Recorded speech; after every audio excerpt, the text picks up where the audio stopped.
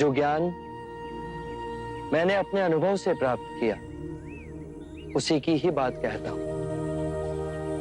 इस यात्रा में सर्वप्रथम आप ही मेरे शिष्य बनेंगे। आपकी करुणा से हम धन्य हों।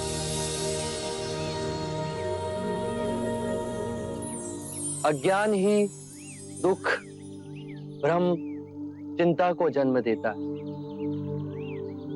लोभ, क्रोध, अभिमान, दुविधा, ईर्ष्या, भय इसी अज्ञान की संतान है। माया का खेल विपरीत का है, दो रूपों का है। मध्य में ही रहो, धूमकेतु तारे की तरह। ना शरीर को सुखाओ, ना उसकी वासना को चारा खिलाओ। मध्य में ही केंद्रित रहो। जब हम माया के द्वैत रूप को पहचान लेते हैं, तब सब दुख, चिंता समाप्त हो जाती है। तब हमारे अंदर प्रेम और स्वीकृति का भाव जागृत होता है, जो मूल में एक ही भाव है। इस ज्ञान के बाद हम किसी से घृणा नहीं करते, ऐसे व्यक्ति से भी नहीं जो हमसे क्रूरता करता है, वरन ऐसे व्यक्ति को हम सांसारिक भावनात्मक रूप से रूपांतरित करने का प्रयास करते हैं। जब ज्ञान के चक्षु खुलते हैं, तो करुणा ही हमारा स्वरूप है। ध्यान में विचार भ्रांति पैदा करते हैं। बुद्धि ने सत्य को विषय और वस्तु में विभाजित कर दिया है, मैं और तुम में बांट दिया है।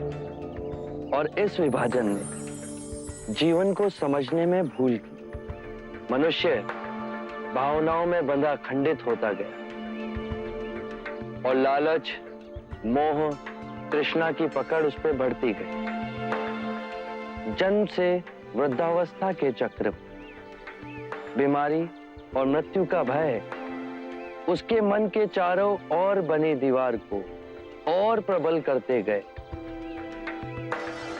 इसीलिए इस भ्रम को ही दूर करो।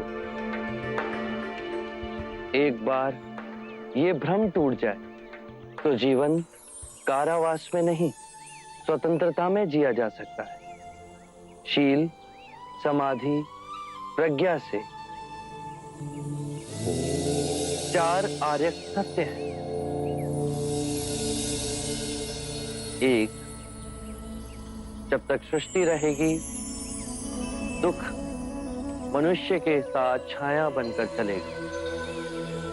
दो, इस दुख के कारण है किसी वस्तु को स्वयं से पकड़ के रखना। जो वस्तु क्षणभंगुर है, तो मार्ग क्या हो?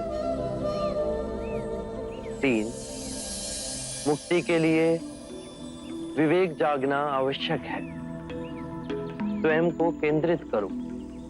जो आए, चाहे दुख की सूचना या आनंद की परछाई, इसके बीच स्वयं को स्थिर रखो। चार, इस मार्ग पे दुख के बंधन टूटेंगे और परम सत्य की उपलब्धि होगी। ये मार्ग क्या हो? यह अष्टांग मार्ग है। इसके माध्यम से सम्यक ज्ञान, सम्यक विचार, सम्यक वाणी, सम्यक कर्म, सम्यक जीवन व्यापन, सम्यक प्रयास, सम्यक चेतना और एकाग्रता संभव होती है।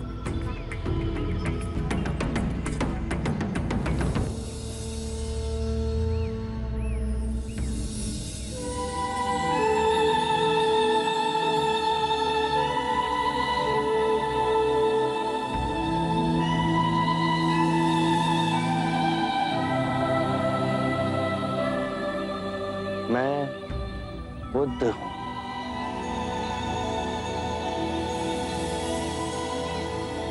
बुद्धं शरणं गच्छामि मैं स्वयं धर्म हूं। धम्मं शरणं गच्छामि।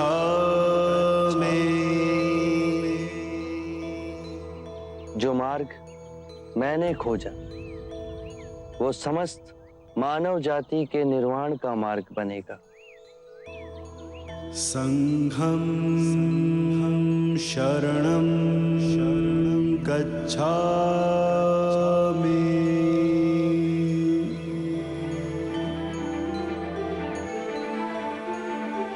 बुद्धं शरणं गच्छामि